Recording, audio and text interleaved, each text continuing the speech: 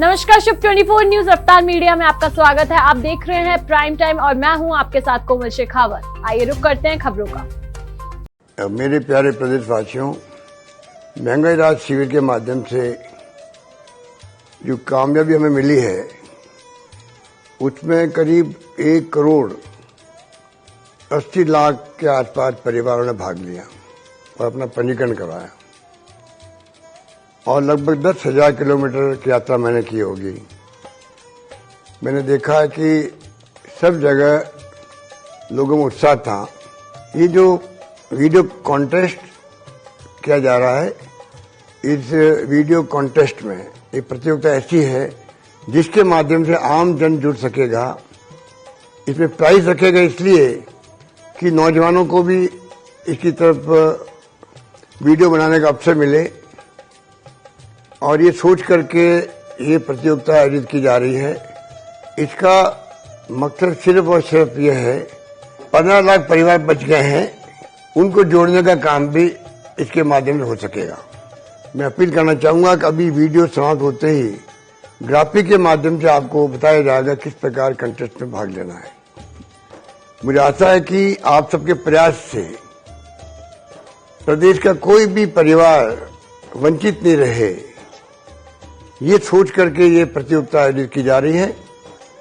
इस video contest में आप महंगाई राहत के अंतर्गत जो 10 स्कीमें हैं उसके अलावा भी जो स्कीमें सरकार की है उसकी जानकारी प्राप्त करके मैं तमाम प्रदेशवासियों को आह्वान करूंगा जो जिनकी रुचि है वो आगे आए और कोई भी योजना हो उसका वीडियो आप बना करके अपलोड करेंगे तो एक तरफ तो स्कीमों की जानकारी अधिक से अधिक लोगों तक पहुंचेगी जिसका लाभ प्रदेशवासियों को मिलेगा और दूसरी तरफ छात्रों का भी कॉन्फिडेंस बढ़ेगा। मेरा मानना है कि ये प्रतियोगिता अपना में बहुत महत्व रखती है। सोच समझ के इसको प्रारंभ किया गया है। मुझे आशा है कि आप लोग अपना मोबाइल उठाएंगे और वीडियो बनाएंगे और भेजेंगे जिससे कि आपको इनाम जीतने का अवसर मिल सके। धन्यवाद। जन सम्मान। जय राजस्थान।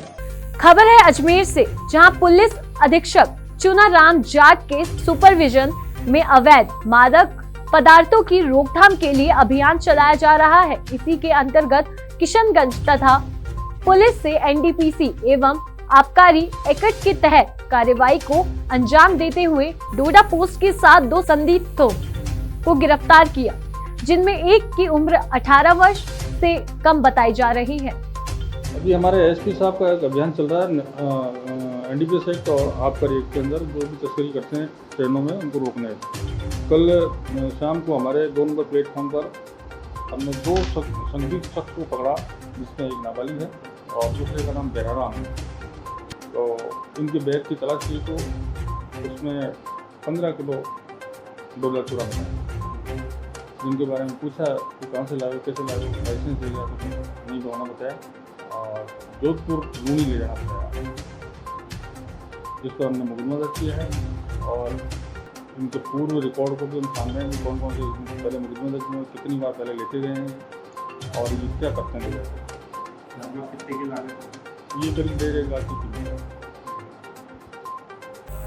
खबर अजमेर से है, जहां भारतीय रेल संघर्ष मोर्चा के केंद्रीय संयोजक ईश्वर चंद्र त्रिपाठी की अध्यक्षता में पुष्कर रेलवे स्टेशन परिसर में धरना प्रदर्शन किया गया। आपको बता दें कि रेल संघर्ष मोर्चा की ओर से ब्रह्मा जी के इकलौते धाम पुष्कर से पैसेंजर ट्रेन शुरू करने को लेकर प्रधानमंत्री के नाम जिला कलेक्टर को ज्ञापन सौंपा, लेकिन ज्ञापन के बावजूद अभी तक कोई उचित कार्यवाही नहीं हुई है, जिसको लेकर जनता में रोष व्याप्त है।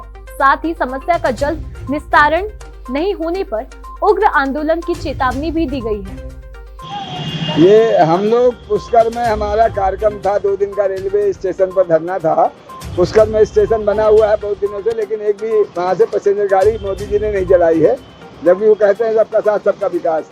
और पुष्कर अकेला ब्रह्मा जी का मंदिर है पूरे भारत में, ये बड़ा तीर्थ स्थल है, लेकिन लोगों की जानकारी में नहीं है।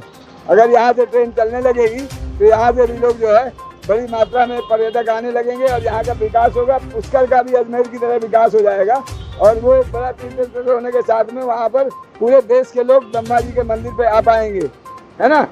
तो उसके लिए हम लोग आए हैं यहाँ पर कि भाई मोदी जी, आपने 10 साल में कम से कम आपको 10 गाड़ियाँ चलानी चाहिए। रेल मंत्री आपका राजस्थान का है और राजस्थान का इसी आसपास का है, पाली का है।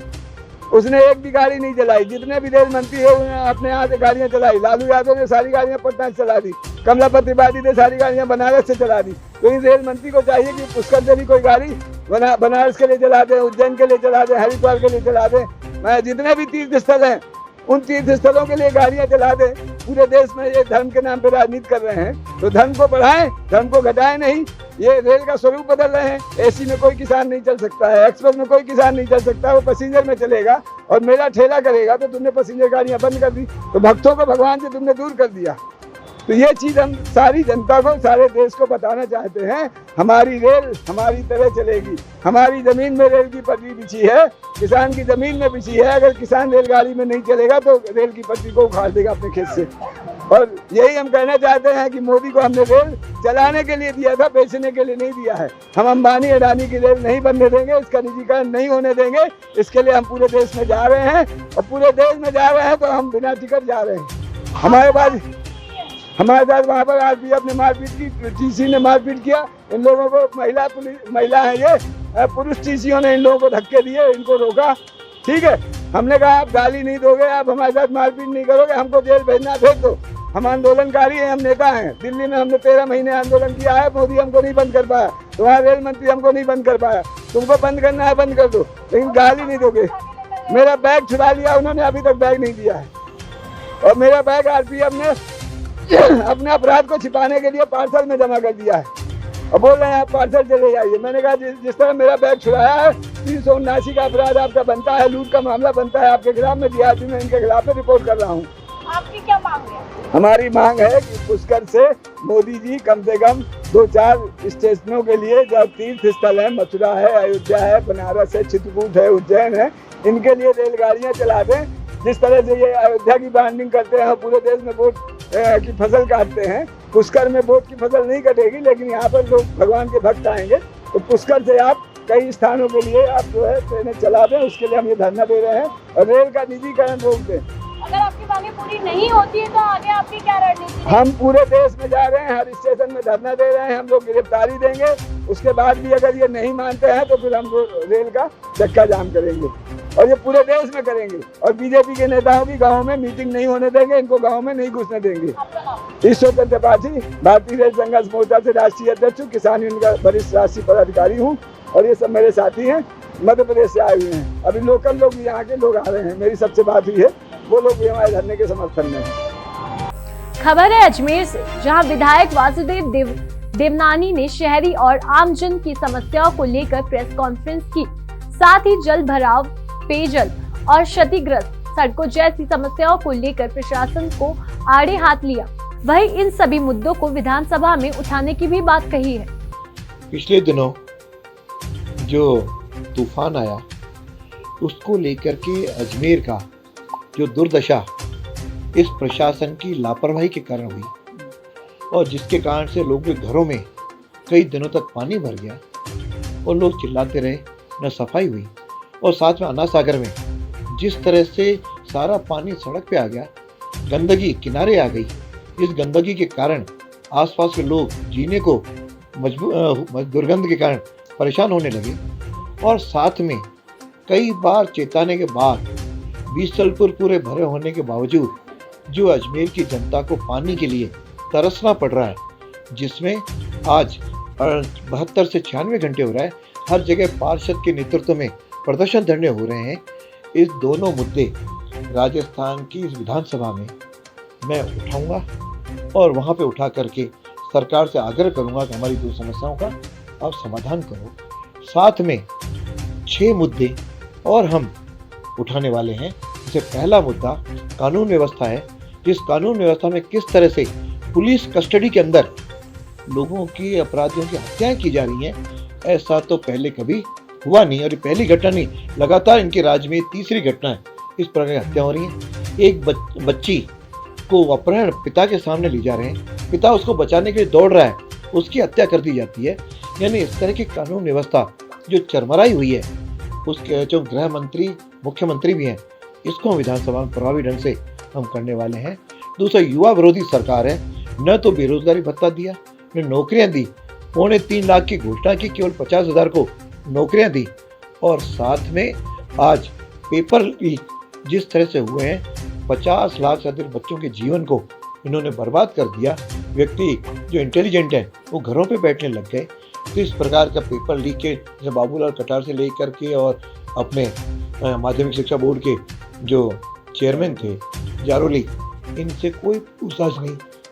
और एसओजी के नाम पर जो लीपापोती हो रही है, क्यों एसओजी तो मुख्यमंत्री के अंडर में, वो तार इसके ठेठ इनके मंत्रिमंडल के साथियों और अधिकारियों तक जा रहे हैं। और सीएम ने इनको क्लीन चिट दे दी, न कोई अधिकारी लिपता है, न कोई नेता लिपता है। इस तरह की हालत है इस मुद्दे को। और राजीव स्टडी सर्कल जिसके कारण ये पेपर लीक हुए हैं, और इन्हीं के बड़े बड़े अधिकारियों ने इस प्रकार का पेपर की रचना की, उसके माहौल को भी मुद्दे को हम उठाएंगे। तीसरा मुद्दा महिलाओं पे जिस प्रकार से बलात्कार और राजस्थान नंबर 1 है, और आज भी महिलाएं अपने आप को असुरक्षित पा रही हैं। नियमित रूप से कोई न कोई एक आध जिले में महिला के साथ छेड़छाड़, हत्या, बलात्कार, रेप की घटनाएं आ रही हैं। इस मुद्दे को उठाएंगे। और चौथा मुद्दा होगा किसानों का। इस बरसात के कारण किसान बदहाल हुआ है, क्योंकि किसान को जो न तो उन्होंने कर्जा माफ किया, न इनको किसी प्रकार की कोई राहत दी। इसको मुद्दे को उठाएंगे। और साथ में बिजली का मुद्दा, जिसमें बिजली में इन्होंने 100 यूनिट फ्री के बड़े बड़े होर्डिंग पूरे प्रदेश भर में लगाए, लेकिन जब बिजली के बिल आए तो पहले की तुलना में दुगुने और तिगुने बिल आए। और अब तो वहाँ से जो छूट थी वह भी अब नहीं दर्शा रहे हैं कि कोई छूट दी है, कि फ्यूल चार्ज, सरचार्ज के नाम से इस प्रकार का करंट लगा रहे हैं और लोग बड़े दुखी हैं। इस प्रकार के इन सारे मुद्दों को लेकर के विधानसभा के अंदर जनता की मांगों को, जनता की बातों को, जनता की परेशानियों को हम उजागर करने वाले हैं। और साथ में अजमेर की समस्याओं को उठाएंगे। और एक मुद्दा जो सड़कों में खड्डे हैं या खड्डों में सड़कें हैं, इस मुद्दे को प्रभावी ढंग से उठाएंगे, जिसका आज हमने प्रारंभ यहाँ पे पंचोली चौराहे पर हमने 1 घंटा धरना दे करके, और वहाँ पे किस प्रकार से लोग जो घायल हुए, एक का तो पाँव टूटा हुआ था, फ्रैक्चर था, एक हाथ टूटा हुआ था, उसके फ्रैक्चर था, इसके अलावा तो पता नहीं कितने लोगों के साथ इस बार कमर में दर्द हुआ, कमर उनके प्रभावी हुई, शरीर प्रभावी हुआ। ऐसे मुद्दों के खिलाफ, और वह भी ऐसी स्थिति में जबकि आज मुख्यमंत्री जी ने आज वहाँ पे सड़कों का 23-24 का शिलान्यास किया। मुख्यमंत्री जी को मैं आह्वान करता हूँ, अपील करता हूँ और चुनौती देता हूँ कि 22-23 की सड़कों का तो अभी पता ही नहीं है। वो सड़कें कई जगह नहीं बनी, और सड़कों के बदहाल हैं, जो कि उनके राशि स्वीकृत हैं, वर्कआउट होते हुए हैं। आज अपने क्या नाम इसके अद्वैत आश्रम से लेकर के और वहाँ बाड़ी नदी के पुलिया तक, पुलिया भी ढहने की स्थिति में, खड्डे बड़े बड़े पड़े हैं, और खड्डों को भी 24 लाख रुपए मैंने स्वीकृत करा दिए। फिर भी आज कहीं कोई सुनने वाला नहीं, न पीडब्ल्यूडी प्रशासन सुनता है, न जिला प्रशासन सुनता है। यह केवल हमारे मुख्यमंत्री के जो सलाहकार, जो पर्यटन निगम के जो अध्यक्ष बने फिरते हैं, उनकी चाकरी में ही अपनी पूरी ताकत लगा रहा है। जनप्रतिनिधियों की सुनवाई नहीं हो रही है। इसके खिलाफ ही आवाज को बुलंद करेंगे, और नहीं हुआ तो जगह जगह धरने प्रदर्शन करके या तो इनसे काम करवाएंगे या इनको कुर्सी पर नहीं बैठेंगे। राजस्थान सरकार के निर्देश पर संपूर्ण राजस्थान में वन विभाग की ओर से सरकारी, गैर सरकारी संस्थाओं एवं आमजनों के लिए पेड़ पौधे का वितरण कार्यक्रम जोरों शोरों से है। वन विभाग की ओर वितरित किए जा रहे हैं। मंडोर क्षेत्रीय वन अधिकारी राजेंद्र शर्मा ने बताया है कि जन आधार कार्ड एवं आधार कार्ड धारी कोई भी व्यक्ति 2 रुपए प्रति नर्सरी के हिसाब से अधिकतम 10 पेड़ ले जा सकते हैं। वह इससे अधिक पौधे चाहने वाले संस्थान या आमजनों को 5, 10 एवं 15 रुपए देने होंगे। पुलिस कमिश्नर कार्यालय के सामने वाली लोक सिविल नर्सरी केंद्र पर सपरिवार रहकर देखभाल करने वाले श्यामलाल माली एवं भक्ताराम देवासी दिन रात पौधे की देखभाल कर पर्यावरण बचाने के लिए नर्सरी का वितरण कर रहे हैं। महिलाएं एवं बच्चे भी पौधे लेने लोकसवेल नर्सरी पहुंच रहे हैं। जोधपुर के सभी नर्सरी केंद्रों पर शनिवार एवं रविवार को भी पौधा वितरण किया जा रहा है। वहीं पर्यावरणविद जोधपुर वासी एवं एपेक्स सरकारी बैंक के पूर्व प्रबंधक मुमताज खान के ने लाखों पौधे को रोपकर एक नया इतिहास रचा है। खान जोधपुर के अलावा अन्य शहरों में भी पौधा वितरण करने की मुहिम में जुटे हैं। राजस्थान में घरेलू पर्यटन को प्रोत्साहन देने के उद्देश्य के साथ शनिवार को 2 दिवसीय राजस्थान डोमेस्टिक ट्रैवल मार्ट के तीसरे संस्करण का उद्घाटन जयपुर स्थित राजस्थान इंटरनेशनल सेंटर में हुआ। मार्ट का शुभारंभ प्रदेश के पर्यटन मंत्री विश्वेंद्र सिंह, राजस्थान लघु उद्योग विकास निगम के चेयरमैन राजीव अरोड़ा और आरटीडीसी चेयरमैन धर्मेंद्र राठौड़ द्वारा किया गया। होता है 1500 करोड़ का बजट होता है तो 30 राज्यों में मिला के 45,000 करोड़ का बजट होना चाहिए था। इससे मालूम पड़ता है कि मुख्यमंत्री जी की विशेष इंटरेस्ट के टूरिज्म के क्षेत्र के अंदर और उसको आगे बढ़ाना चाहते हैं। और धर्मेंद्र राठौड़ जी, गायत्री जी, रश्मि जी और पूरी टीम है प्राइवेट सेक्टर के लोग हैं, अबुल कुमार जी, भीम सिंह जी, ये जो काम कर रहे हैं उससे राजस्थान निश्चित रूप से मॉडल प्रदेश बन चुका है। अभी आने से पहले हमारी बात हो रही थी पूरे देश के सामने वहाँ के टूरिज्म मंत्रियों को बुला के, टूरिज्म सेक्रेटरीज को बुला के। खबरों में बस इतना ही, मुझे दीजिए इजाजत, नमस्कार। मेरे प्यारे प्रदेशवासियों, महंगाई राहत शिविर के माध्यम से जो कामयाबी हमें मिली है उसमें करीब 1 करोड़ 80 लाख के आसपास परिवारों ने भाग लिया और अपना पंजीकरण करवाया और लगभग 10,000 किलोमीटर की यात्रा मैंने की होगी। मैंने देखा है कि सब जगह लोगों में उत्साह था। ये जो वीडियो कॉन्टेस्ट किया जा रहा है, इस वीडियो कॉन्टेस्ट में एक प्रतियोगिता ऐसी है जिसके माध्यम से आम जन जुड़ सकेगा। इसमें प्राइज रखेगा इसलिए कि नौजवानों को भी इसकी तरफ वीडियो बनाने का अवसर मिले और ये सोच करके ये प्रतियोगिता आयोजित की जा रही है। इसका मकसद सिर्फ और सिर्फ यह है 15 लाख परिवार बच गए हैं, उनको जोड़ने का काम भी इसके माध्यम से हो सकेगा। मैं अपील करना चाहूंगा कि अभी वीडियो समाप्त होते ही ग्राफिक के माध्यम से आपको बताया जाएगा किस प्रकार कंटेस्ट में भाग लेना है। मुझे आशा है कि आप सबके प्रयास से प्रदेश का कोई भी परिवार वंचित नहीं रहे, ये सोच करके ये प्रतियोगिता आयोजित की जा रही है। इस वीडियो कॉन्टेस्ट में आप महंगाई राहत के अंतर्गत जो 10 स्कीमें हैं उसके अलावा भी जो स्कीमें सरकार की है उसकी जानकारी प्राप्त करके मैं तमाम प्रदेशवासियों को आह्वान करूंगा जो जिनकी रुचि है वो आगे आए और कोई भी योजना हो उसका वीडियो आप बना करके अपलोड करेंगे तो एक तरफ तो स्कीमों की जानकारी अधिक से अधिक लोगों तक पहुंचेगी जिसका लाभ प्रदेशवासियों को मिलेगा और दूसरी तरफ छात्रों का भी कॉन्फिडेंस बढ़ेगा। मेरा मानना है कि ये प्रतियोगिता अपना में बहुत महत्व रखती है। सोच समझ के इसको प्रारंभ किया गया है।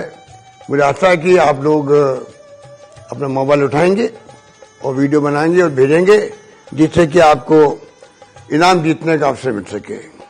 धन्यवाद। जन सम्मान। जय राजस्थान।